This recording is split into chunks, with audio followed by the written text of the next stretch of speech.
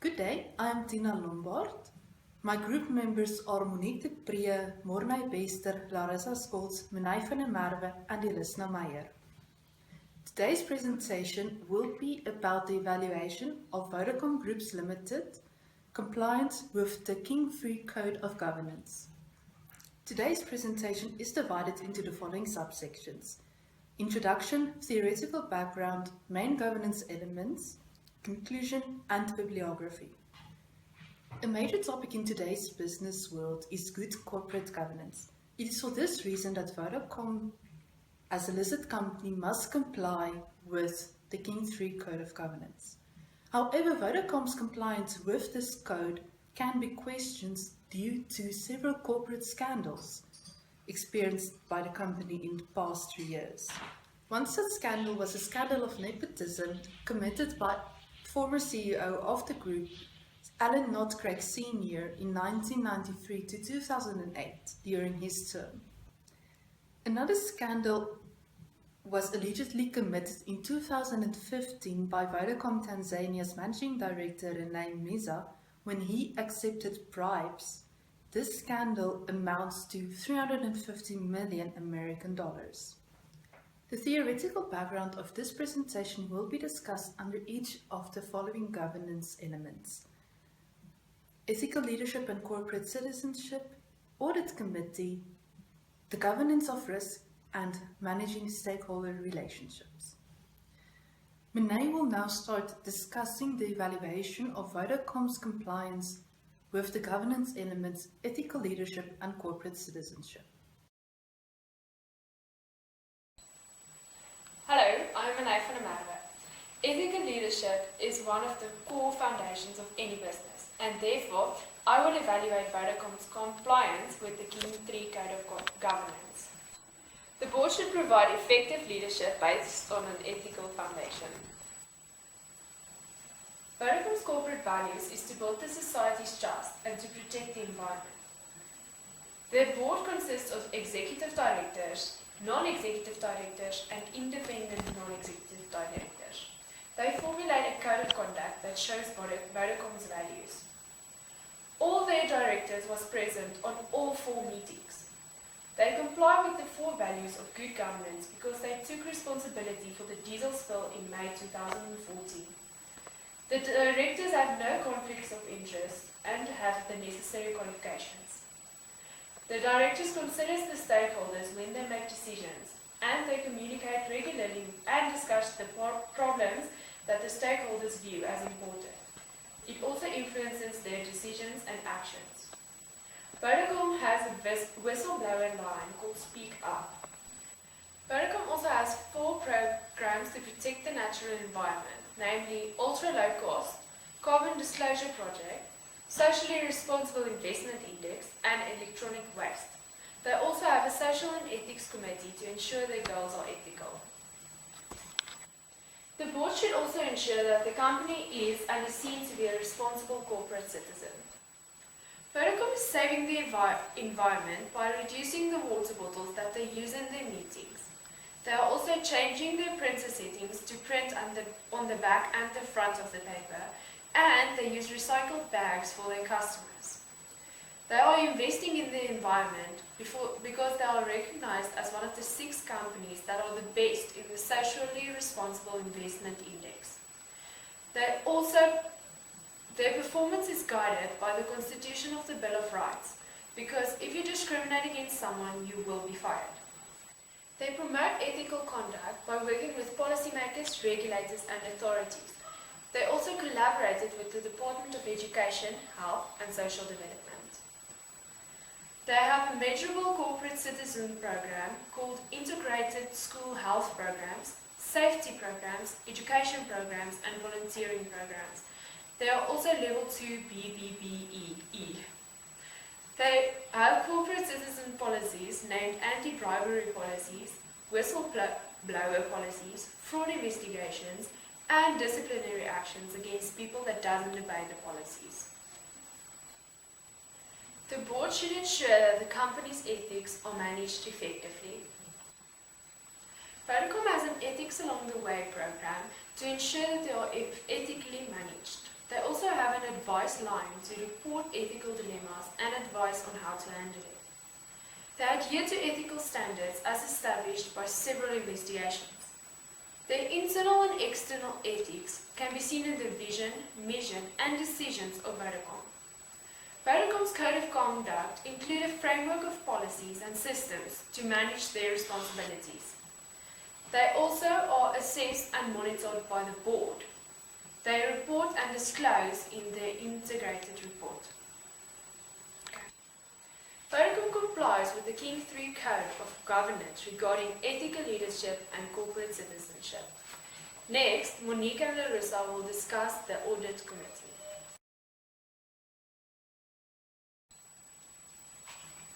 Greetings, this is Monique and I will be discussing the compliance and non-compliance of the Audit Committee with the King III Standard.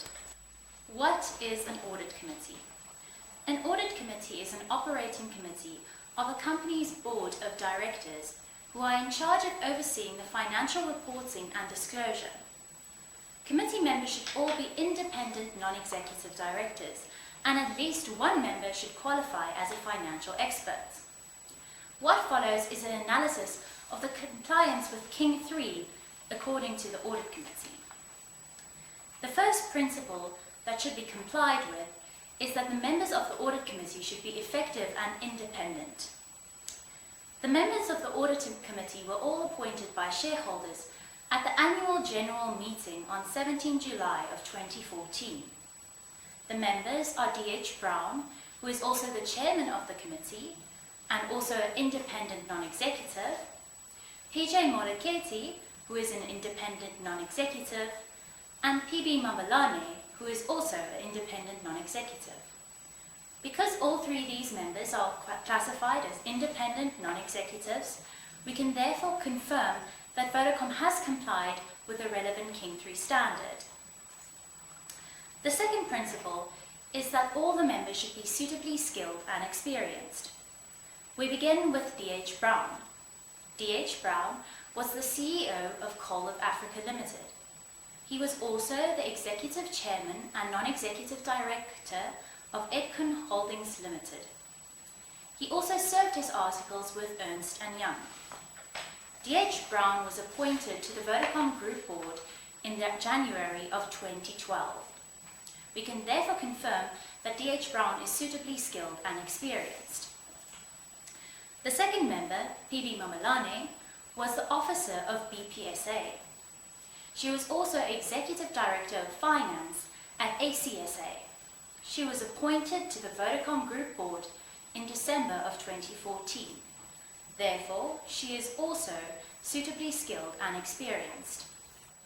The last member is P.J. Moleketi, who is a non-executive chairman of Braid SA and the Development Bank of South Africa.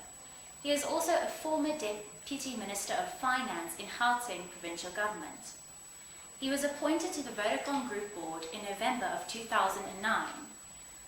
Because all three members are suitably skilled and experienced, we can therefore conclude that Vodacom has complied with the relevant King III standard.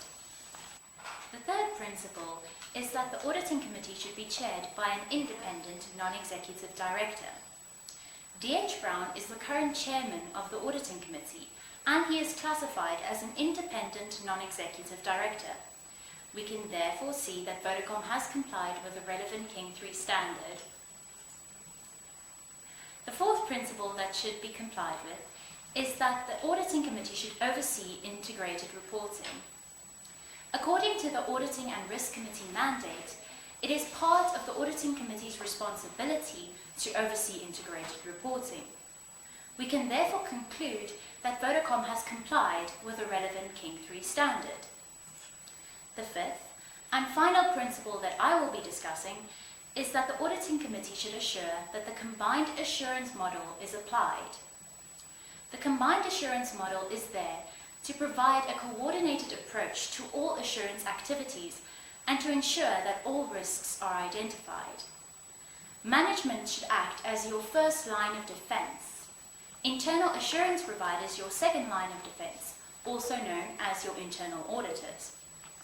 Your third line of defense is then your external assurance providers or external auditors. The ARC committee approved the Combined Assurance Framework on November 2011, and it was implemented within the company. We can therefore see that Vodacom has complied with the relevant King 3 standard. I will now hand over the presentation to Larissa, who will continue to discuss the rest of the points regarding King 3 and the application within the Audit Committee.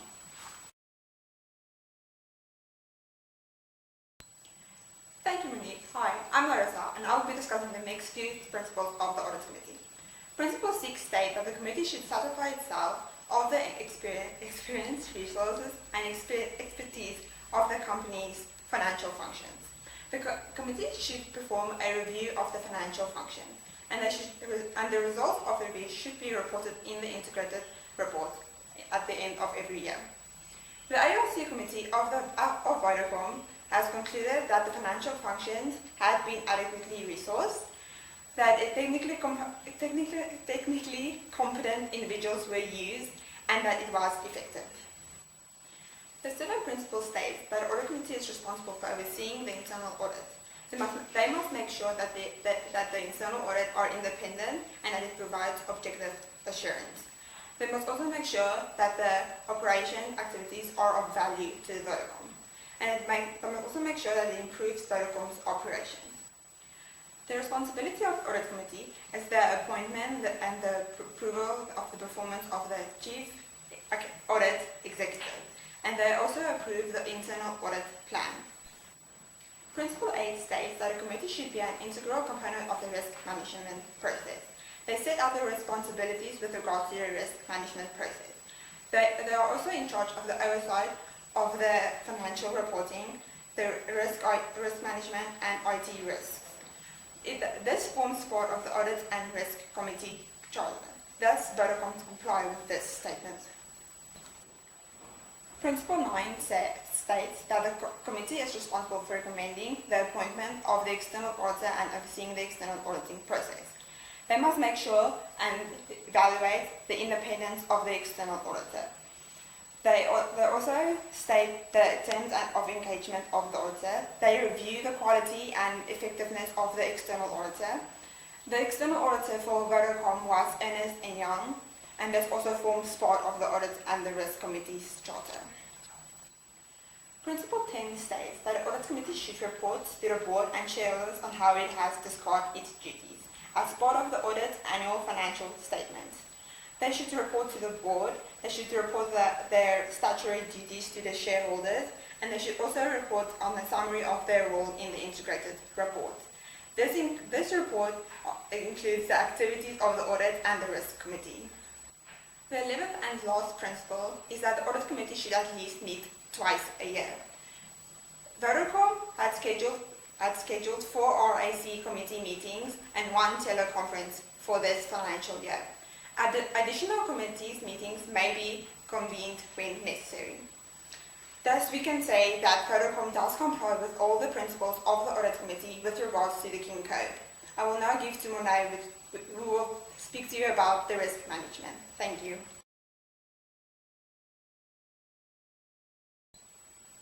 Good day, ladies and gentlemen. My name is Monet Bester, and I will be speaking about the governance of risk at Vodacom.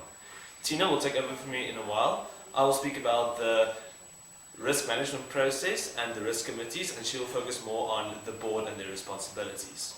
Okay, so firstly, it's the board's responsibility for risk governance. They need to govern risk, they need to set the levels of risk tolerance, and finally, they are in charge of the risk committee and the audit committee. Okay, so let's look at Vodacom's risk management process. Every company has one. In Vodacom, they set it in 6 steps. The first step would be defining the risk. So, all operating companies as management refine the risks and define the risks at all possible levels. Next, the step 2 will be assess the impact of the risk.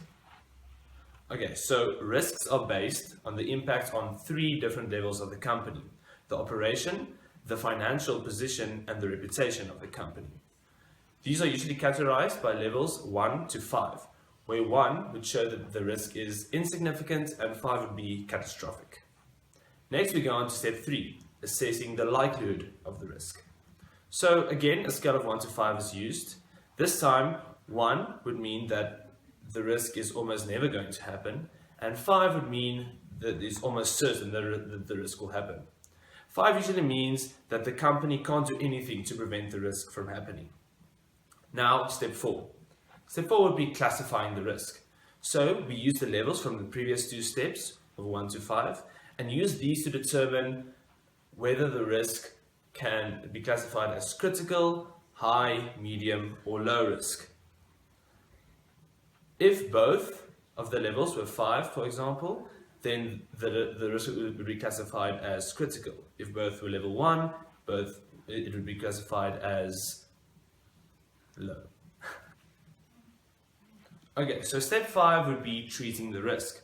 Management would go through and examine all of the high and critical level risks, and then they would try to treat it to make it medium or low level risks.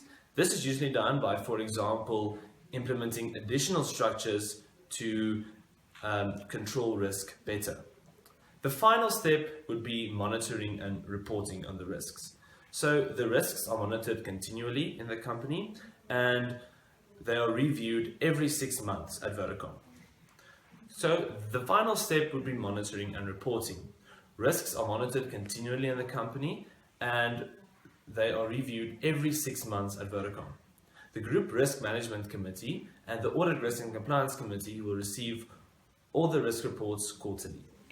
So the board should be responsible for the governance of risk. According to the risk management report, the board reviews critical and high strategic risks regularly. The board also approves groups' risk management appetites yearly. Risk Management Committee in each operation oversee the process entirely. According to the board charter of 2015, the Group Risk Management Committee meets 4 times a year. One of the main functions is to oversee and monitor the various projects and structures. Finally, risks are periodically reviewed and updated. Referring back to steps 2 to 4 of the risk management process, we will see that the levels of risk tolerance are set at these steps. Firstly, the potential impact on the situation and the likelihood of the risk is measured on a scale from 1 to 5, and then these levels are then used to determine whether the risk can be classified as critical, high, medium, or low. The integrated report contains a list of 11 of the Audit, Risk and Compliance Committee's responsibilities. All of these responsibilities in the report are evidence that the Risk Committee complies with the King 3 Code and in that aspect. As mentioned in the discussion on the Audit Committee's compliance to King 3, these are the members of the Audit, Risk and Compliance Committee. As you can see, all of these mentioned are independent and non-executive directors.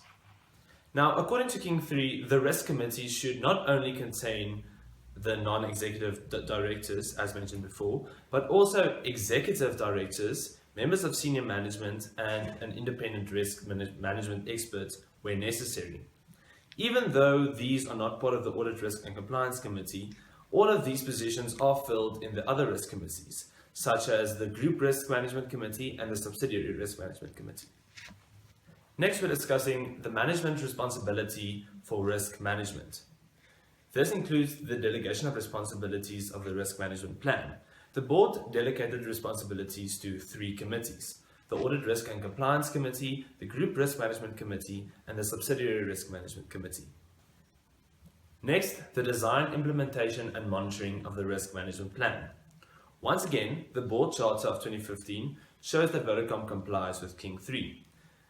The legal compliance program manages the implementation and monitoring of the framework.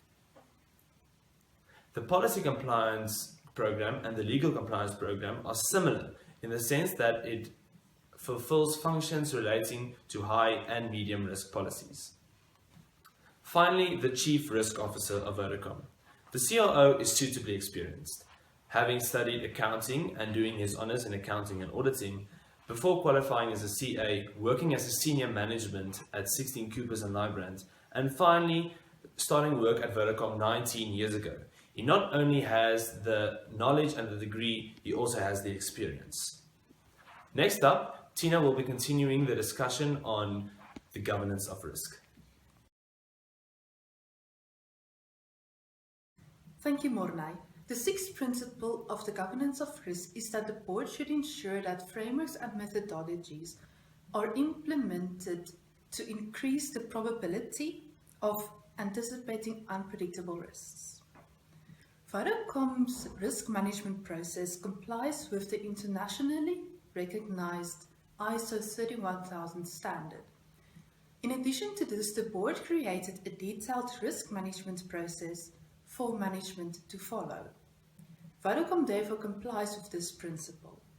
The next principle is that the board should ensure that management considers and implements appropriate risk responses.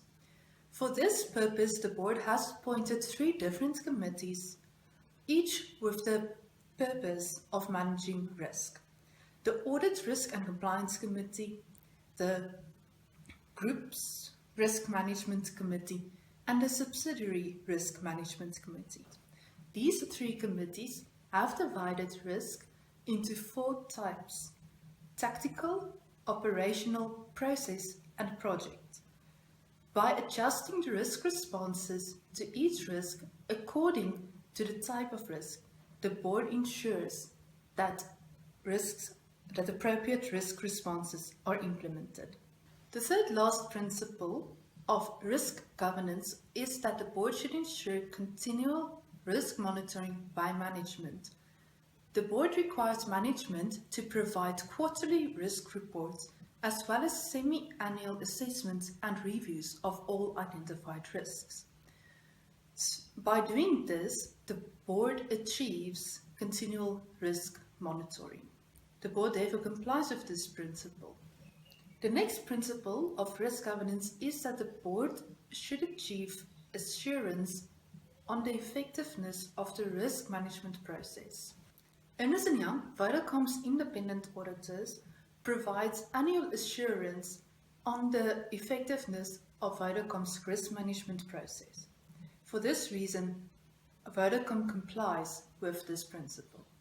The last principle of the governance element, governance of risk, is that the board should ensure that there are processes enabling complete, timely, relevant, accurate, and accessible disclosure of risks to all stakeholders. Not only are quarterly reports provided to the board by the committees, but a detailed risk report is also included in the integrated report of Vodacom, which is published annually. As was discussed during this presentation, Vodacom complies with the governance element in King 3 Code of Governance, Risk Governance. Your listener will now continue analyzing Vodacom Groups Limited compliance with the King 3 Code of Governance regarding stakeholder relationships.